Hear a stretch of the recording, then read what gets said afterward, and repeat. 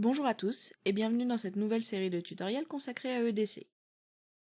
EDC permet de créer de l'aide utilisateur contextuelle, accessible directement depuis l'interface de votre application. Pour cette vidéo, notre application est un gestionnaire de mail. L'aide utilisateur est découpée en ce que l'on appelle des briques. L'interface est découpée pour pouvoir accrocher de la doc partout où les utilisateurs peuvent en avoir besoin. Un morceau d'interface à documenter égale une brique. Les briques contiennent uniquement l'aide de leur morceau d'interface, et pas plus. Cette technique permet aux utilisateurs de trouver ce dont ils ont besoin tout de suite, sans sortir de l'application et sans avoir besoin de chercher. Pour ouvrir la doc, il suffit de cliquer sur un des points d'interrogation présents dans l'interface. Une description rapide s'affiche. Si l'utilisateur a besoin de plus d'informations, il peut cliquer sur les liens sous la description. C'est là que se trouve le contenu de la brique, qui va s'afficher dans une fenêtre de doc séparée. Ici, on voit qu'on a un morceau d'interface qui n'est pas encore documenté. Il faut créer une brique, la remplir et l'attacher à l'interface.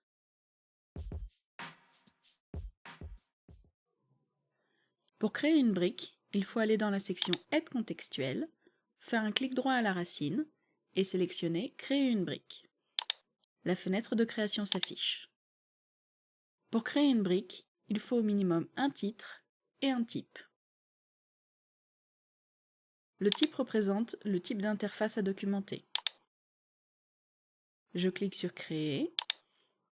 La brique est créée, elle apparaît à gauche dans l'arbre contenant l'ensemble des briques contextuelles de la documentation.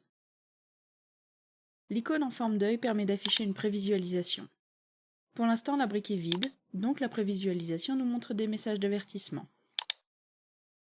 Il nous manque la description, du contenu et les clés de la brique. La description est le premier niveau d'information fourni à l'utilisateur. Elle décrit rapidement l'interface documentée. Une fois la description remplie, elle s'affiche dans la prévisualisation. Il ne manque plus que du contenu et les clés. Pour ajouter du contenu, il faut aller dans l'éditeur et ajouter des articles. Les articles correspondent au type de contenu à rédiger. Ici, nous allons utiliser un article About et un Usage. L'article About permet de décrire la fenêtre documentée et d'expliquer sa fonction. Une fois l'article ajouté, il apparaît dans la prévisualisation. C'est le deuxième niveau d'information fourni à l'utilisateur. L'article Usage permet d'expliquer comment utiliser la fenêtre documentée, en général sous forme d'instructions.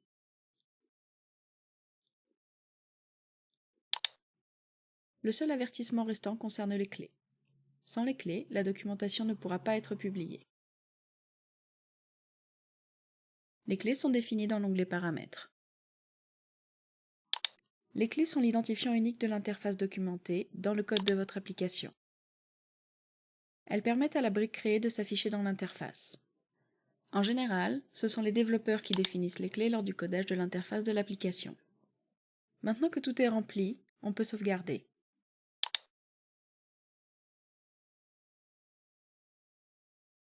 Comme les clés sont rentrées, il n'y a plus d'avertissement dans la prévisualisation. On peut donc passer à la publication.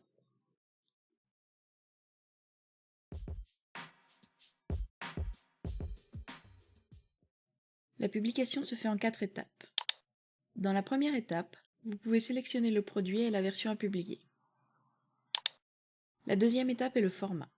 Le format s'adapte à la technologie de votre logiciel. Ici, comme l'application est une appli web, seul HTML est disponible. À la troisième étape, vous choisissez le contenu de votre doc exporté. Vous pouvez également filtrer le contenu pour ne publier que ce qui est terminé.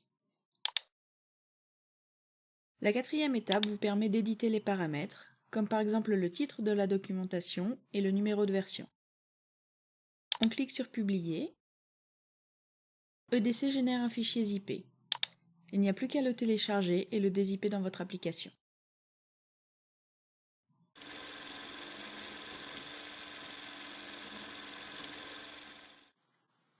Une fois installé, l'aide utilisateur est visible dans votre application. La brique créée est bien attachée à l'interface. On peut voir la description, le About et le Usage. Le point d'interrogation, le pop-up et la fenêtre d'aide sont fournis gratuitement. Ce sont des plugins, ils ne sont donc pas intrusifs dans votre application. Cliquez sur un des liens ouvre la fenêtre d'aide. On peut voir le contenu de la brique rentrée tout à l'heure. Voici le About et le Usage. EDC permet également de produire de l'aide utilisateur non contextuelle, comme par exemple des documents théoriques, des tutoriels ou des FAQ. Ces documents sont tous accessibles depuis la table des matières. Ici, on voit plusieurs tutoriels. On peut voir qu'une feuille de style a été appliquée. Vous pouvez personnaliser votre propre feuille de style pour la faire coller au look and feel de votre application. Les options de personnalisation feront l'objet d'une vidéo dédiée.